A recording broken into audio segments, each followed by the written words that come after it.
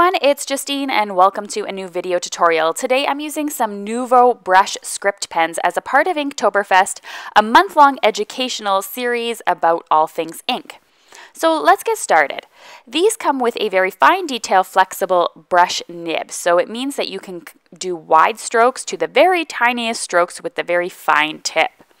You can also use them for coloring and brush lettering as well as watercoloring because dye ink, of course, is water-based, so it moves around when you add water.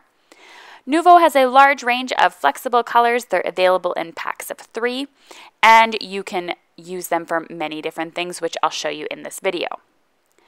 Now they have about 15 different colors available, and I have a bunch of them here in my hand. They are thin. They're the very same thinness, you could say, as a normal pen that you would use, and of course they have this brush nib as I mentioned.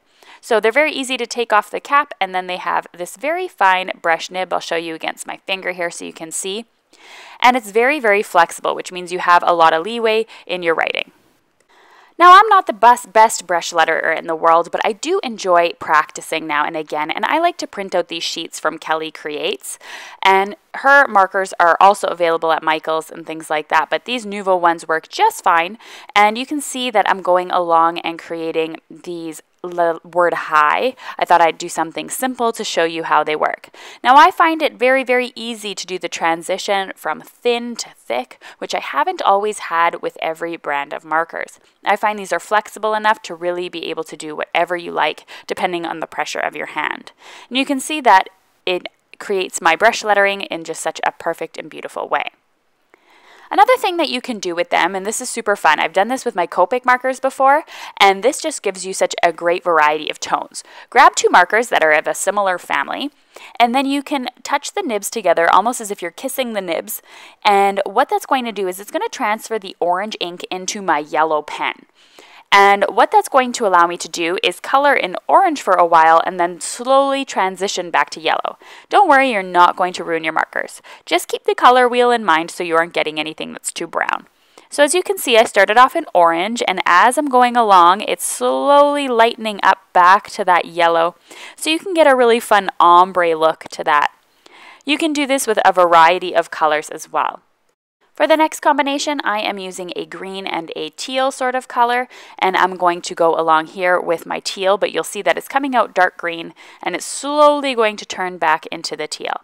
So this is going to give you just some more interest into your writing, and you also never know when that color is going to change. It depends on how long you hold your marker to the tip, and so that gives you a little bit of an element of surprise as well. Lastly, if you want a little bit more of a transition, what I would suggest doing is starting in more of a thicker area because you're losing a lot of that second color in that thin first little bit. You can go back in and fill that thinness there and just go ahead on the thicker parts and you'll see more of a variety of color. Now for this one here, I've already done my stamping. I've stamped with Catherine Pooler's Doodle Garden stamp, cling stamp. And it's also you can use these brush nips for coloring. Now I find coloring to be a bit of a challenge with markers when I'm doing super, super thin and fine detailed areas like mandalas or backgrounds like this. This is where these Nuvo brush tips are really perfect for getting into those tiny areas. Now you can color as much of a background as you like or as little as a background as you like. It's completely up to you. These are dye-based markers, so they do blend, but they aren't the same as blending with Copics, for example. And because there aren't an extremely large variety of colors, I just generally use this to lay down colors where I like with just some normal standard coloring. For my next card, I wanted to show you how they work with watercolors. So I'm going to apply these markers directly to my paper, and then I'm going to move them with watercolors. I'm using Tim Holtz watercolor paper to do this, so I am working on watercolor cardstock. So now I've finished adding all of the colors to the background. I've done a yellow, orange, and pink mixture, and I'm going to be using my water brush here to go over all of the areas and start blending them together. Now this is a very controlled water brush, so it has the water in the pen tube itself, and so I'm able to control the water flow. I tried to go outside to the areas as well on the outer edge just to give it that more of a watercolor appearance and less that I color directly with markers. So this is another way that you can use them. Now using the September stamp here from Hedgehog Hollow, I went ahead and I stamped it onto a piece of watercolor cardstock. I then covered it with this blue drawing gum and let it dry. What it does is it forms a protective barrier when you're doing a watercolor background. So I did the same background as I did earlier, but instead of applying it directly onto the paper, I diluted it with water. So you can get such a lovely effect as well and a very pastel look from very vibrant markers by just simply going in and diluting it with water. So water's your friend here.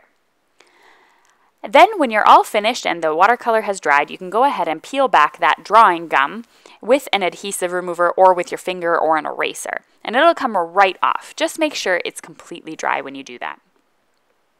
For all of these cards here, I'm going to go ahead and add this Thanks die from Catherine Pooler, and I'm going to add that to both of my cards, aside from the one that I just stamped with the Thinking of You.